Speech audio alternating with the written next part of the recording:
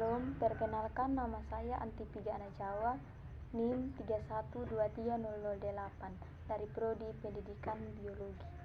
Tujuan saya membuat video ini untuk memenuhi tugas etika Kristen dalam bisnis. Perilaku atau sikap buruk yang masih mendarah daging dalam hidupnya saya yaitu penundaan, pemarah, sikap defensif, dan kecenderungan menghindari tanggung jawab. Pola perilaku ini sulit diubah karena sudah tertanam dari masa lalu atau lingkungan sosial. Misalnya penundaan. Saya sering menunda mengerjakan tugas yang menurut saya itu menantang atau tidak menyenangkan. Perilaku ini memang sulit diubah karena terkait rasa malas, tidak mengatur waktu dengan baik atau tidak mampu mengatur waktu dengan baik. Saya itu pemarah, kadang reaksi marahnya saya itu berlebihan atau agresif terhadap orang lain atau situasi dalam kehidupan sehari-hari.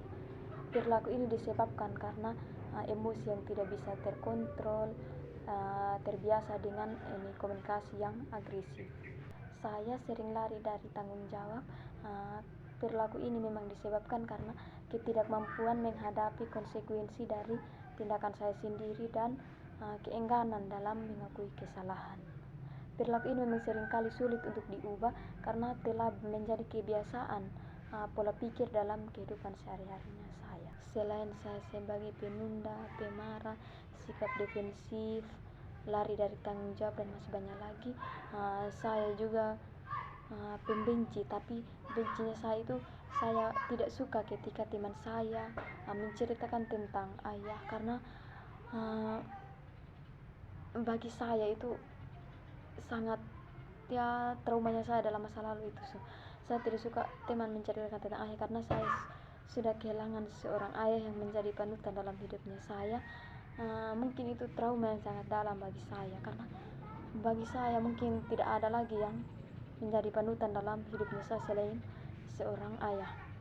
Dan juga teman saya sangat membenci ketika mereka menceritakan tentang ayah, dan saya paling tidak suka. Saya sering menghindar atau kadang tidak berteman karena saya sangat benci tentang hal itu.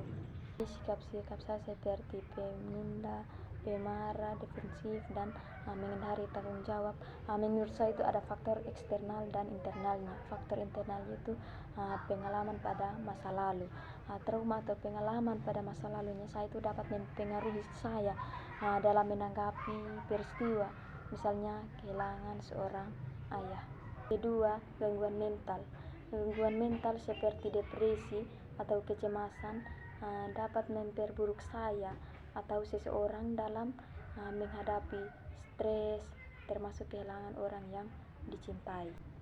Yang ketiga itu kepribadian. Kepribadiannya saya itu mungkin lebih rentan terhadap penundaan, pemarah, sikap defensif dalam kesulitan, lari dari tanggung jawab, dan masih banyak lagi. Selain faktor internal, ada juga faktor eksternal. Faktor eksternal itu misalnya dukungan sosial. Tingkat dukungan dari keluarga, teman, atau komunitas dapat mengatasi saya itu misalnya dalam situasi kehilangan seorang ayah. Yang saya lakukan untuk menghindari sikap-sikap buruk saya adalah berusaha merubah semaksimal mungkin, tetapi saya tidak berjanji bahwa saya akan merubahnya, tetapi saya akan berusaha.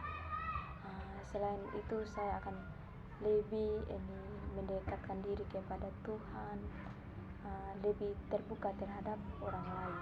Mungkin itu yang dapat saya usahakan.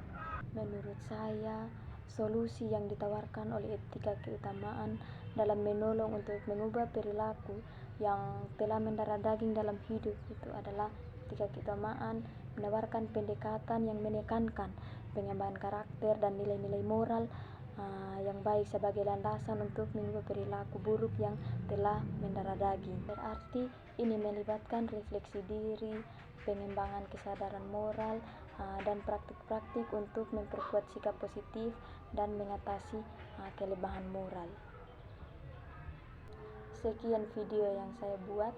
Mohon maaf jika ada kesalahan. Terima kasih.